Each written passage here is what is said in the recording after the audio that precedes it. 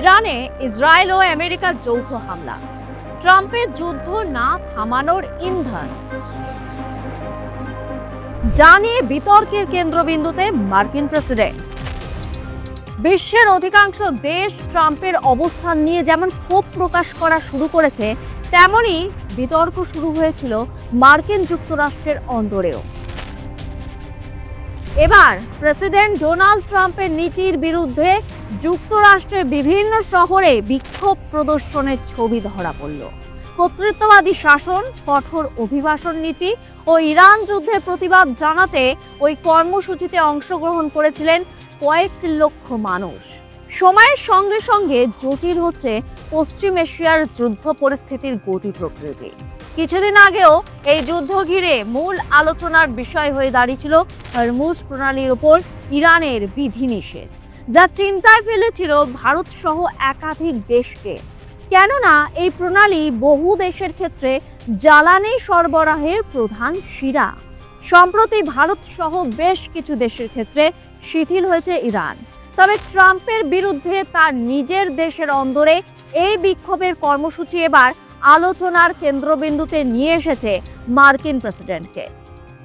যুদ্ধের শুরু থেকেই অর্থনৈতিক পরিকাঠামো, অস্ত্রের সম্ভার, সেনা সংখ্যা আর বন্ধু ইসরায়েলের সাহচর্য, এই সব কিছু নিয়ে ইরানকে নাস্তানাবুদ করার বিষয়ে বেশ আত্মবিশ্বাসী দেখিয়েছিল ট্রাম্পকে। তবে ইরানের হার না মানা পারফরমেন্স চিন্তার ভাঁজ ফেলেছে ট্রাম্পের কপালে।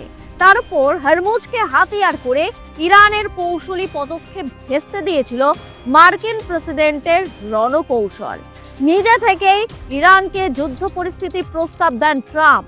দাবি করেন ইরানের সঙ্গে যুদ্ধ নিয়ে সদর্থক আলোচনার, যদিও সেই দাবি নস্যাৎ করা হয় ইরানের তরফে। প্রশ্ন ওঠে যে ট্রাম্প 8টি যুদ্ধ থামানোর জন্য মেডেল দাবি করেন, তিনি কিভাবে যুদ্ধের ইন্ধন দিয়ে চলেছেন।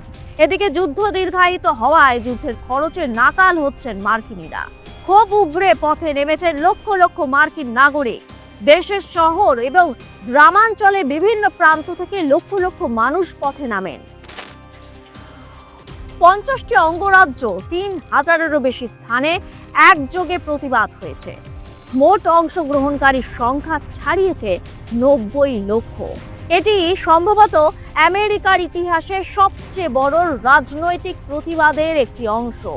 মানুষের গলায় একটাই slogan, no to monarchy, no to extremism, no to wars, our forces are not for sale. অর্থাৎ রাজতন্ত্র নয়, চরমপন্থা নয়, যুদ্ধ নয়, আমাদের সেনাবাহিনী বিক্রির জন্য নয়। নো কিংস আন্দোলনের এটি তৃতীয় বড় ধাপ। গত বছর জুনে প্রথমবার যখন ট্রাম্পের জন্মদিন উপলক্ষে এই প্রতিবাদ শুরু হয়, তখন প্রায় 50 লক্ষ মানুষ অংশ নিয়েছিলেন। অক্টোবরের দ্বিতীয় দফায় সেই সংখ্যা বেড়ে হয় 7 লাখেরও বেশি। কিন্তু এবারে পরিস্থিতি একেবারেই ভিন্ন। ইরানের সঙ্গে চলতে থাকা যুদ্ধের খরচ, অভিবাসন নীতির কঠোরতা এবং প্রেসিডেন্ট ট্রাম্পের এককেন্দ্রিক সিদ্ধান্ত নেওয়ার প্রবণতা, এসব মিলিয়ে সাধারণ মানুষের ক্ষোভে ফেটে পড়েছেন। আয়োজকরা জানিয়েছেন এই আন্দোলন কোনো একক দলের নয়। ডেমোক্র্যাটদের পাশাপাশি কিছু রিপাবলিকানও সমর্থন জানিয়েছে। অনেক স্থানীয় নেতা, শিক্ষক, শ্রমিক, ছাত্র সবাই এক হয়েছেন। কয়েকটি বিক্ষিপ্ত ঘটনা ছাড়া এই প্রতিবাদ শান্তিপূর্ণ ছিল বলেই খবর আন্তর্জাতিক সংবাদ মাধ্যম সূত্রে। যুদ্ধবিরতি, শান্তি আলোচনার দাবি, এই সমস্ত কিছুই প্রশ্ন তুলেছিল ট্রাম্পের মনোবল নিয়ে। রাজনৈতিক বিশ্লেষকদের একাংশের মতে ভয় পেয়েছিলেন ট্রাম্প। তারপরও পুরোপুরি যুদ্ধ বন্ধ করার কোনো সিদ্ধান্তের কথা জানানো হয়নি হোয়াইট হাউসের তরফে। এবার নিজের দেশের অন্দরে তার বিরুদ্ধে বিক্ষোভের জনজোয়ার প্রশ্নের মুখে ফেলেছে ট্রাম্পের ভাবমূর্তিকে। এখন দেখার অভ্যন্তরীণ বিক্ষোভ আর পশ্চিম এশিয়ার যুদ্ধ পরিস্থিতি, এই দুয়ের ব্যালেন্স কতটা করতে পারেন নোবেল দাবি করা মার্কিন প্রেসিডেন্ট। ইরানের সঙ্গে যখন আলোচনার পথ খুঁজছে ট্রাম্প প্রশাসন, ঠিক তখনই পশ্চিম এশিয়ায় নিজেদের সামরিক শক্তি আরো বাড়ানোর পরিকল্পনা করছে পেন্টাগন। পাঠানো হচ্ছে আরো কয়েক হাজার অতিরিক্ত সেনা। আন্তর্জাতিক সংবাদ মাধ্যম সূত্রে এমনই তথ্য উঠে এসেছে। সূত্রের খবর, মার্কিন যুক্তরাষ্ট্রের 82তম এয়ারবর্ন ডিভিশনের কয়েক হাজার সেনাকে পশ্চিম এশিয়ায় পাঠানো হবে। তবে এই সেনাদের ঠিক কোন দেশে মোতায়েন করা হবে এবং তারা কবে নাগাদ সেখানে পৌঁছবে সে বিষয়ে সুনির্দিষ্টভাবে কিছু জানা যায়নি, যদিও হোয়াইট হাউস এ বিষয়ে কোনো প্রতিক্রিয়া দিতে নারাজ। এখন প্রশ্ন উঠছে, আদতে কি চাইছে ট্রাম্প প্রশাসন? মার্কিন প্রেসিডেন্ট ডোনাল্ড ট্রাম্পের মনস্তত্ত্ব বোঝা বড়ই কঠিন। প্রশ্ন উঠছে, তিনি সাহসী নাকি ভীতু? তিনি নাকি যুদ্ধবিরোধী? পেহেলগাঁও হামলার পর ভারতের অপারেশন সিন্দুর, পাকিস্তানের বিরুদ্ধে যখন কড়া পদক্ষেপ নিতে শুরু করেছিল ভারত, তখন এই ট্রাম্পই ভারতকে শান্ত হওয়ার বার্তা দিয়েছিলেন। শুধু ভারত তো নয়, অন্যান্য দেশের ক্ষেত্রেও তিনি নাকি যুদ্ধ রক্ষায় বড় ভূমিকা পালন করেছেন। আর তাই দীর্ঘদিন ধরে নোবেল শান্তি পুরস্কারের দাবি করে আসছেন তিনি। নিজেকে বিশ্বজুড়ে শান্তি স্থাপনের কারিগর হিসেবে দাবি করে এই দাবি জানিয়েছেন তিনি। ট্রাম্প নাকি 8টি বড় যুদ্ধ বা সংঘাত নিরসনে ভূমিকা রেখেছেন, যদিও অনেক ক্ষেত্রে তার এই দাবির যথার্থতা নিয়ে প্রশ্ন রয়েছে। এদিকে যতদিন এগোচ্ছে, পশ্চিম এশিয়ায় যুদ্ধ পরিস্থিতি ভাবাচ্ছে অন্যান্য দেশকে, কেননা এর সঙ্গে জড়িয়ে রয়েছে হরমুজ প্রণালী, গ্যাস ও তেল সরবরাহের গুরুত্বপূর্ণ যোগাযোগ মাধ্যম। সেখানে কড়াকড়ি বাড়লে সমস্যায় পড়বে ভারত সহ বহু দেশ। ইতিমধ্যে যুদ্ধ বন্ধ নিয়ে ইরানের সঙ্গে সমঝোতার আলোচনা হয়েছে বলে দাবি করে ট্রাম্প প্রশাসন। তবে মার্কিন যুক্তরাষ্ট্রের সঙ্গে এই দাবি প্রত্যাখ্যান করেছে ইরান। দুদেশের মধ্যে খুব ভালো আলোচনা হয়েছে। মার্কিন প্রেসিডেন্ট ডোনাল্ড ট্রাম্পের এমন দাবির পর ইরান এটাকে ভুয়ো খবর বলে উড়িয়ে দিয়েছে। বর্তমানে যুদ্ধ পরিস্থিতি বেশ জটিল হয়ে উঠেছে। আরো জোরালো হয়েছে পাল্টাপাল্টি হামলা। ইসরায়েল তেল আভিভে হতাহতের খবর পাওয়া গেছে। হামলা হয়েছে অন্য শহরগুলোতেও। পশ্চিম এশিয়ায় মার্কিন ঘাঁটি ও স্থাপনাকে লক্ষ্যবস্তু করেছে ইরান। তেহরান সহ ইরানেরও বিভিন্ন শহরে ব্যাপক হামলা চালিয়েছে যুক্তরাষ্ট্র ইসরায়েল। এরই মধ্যে ট্রাম্প ইরানে বিদ্যুৎ স্থাপনায় হামলা চালানো 5 দিনের জন্য স্থগিত করার কথা জানিয়েছেন। ইরান বলেছে, হামলা হলে তারা উপসাগরীয় অঞ্চলে মার্কিন মিত্রদের বিদ্যুৎ ও জল লবণমুক্তকরণ প্রকল্পে হামলা চালাবে। পারস্পরিক হামলার তীব্রতার মধ্যে যুদ্ধ এগিয়ে যাচ্ছে অনির্দিষ্ট গন্তব্যের দিকে। তবে প্রশ্ন হচ্ছে যে, বর্তমানে মার্কিন প্রেসিডেন্টের অবস্থান ঠিক কি?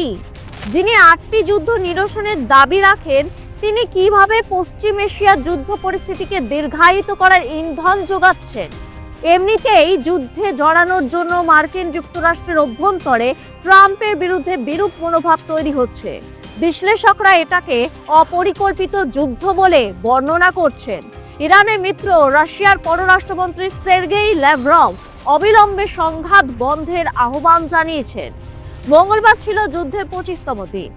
ওমানের মধ্যস্থতায় আলোচনা চলাকালে ইসরায়েল যুক্তরাষ্ট্রের হামলা শুরু হওয়া যুদ্ধ নতুন মধ্যস্থতাকারী হিসাবে নাম আসছে পাকিস্তানে।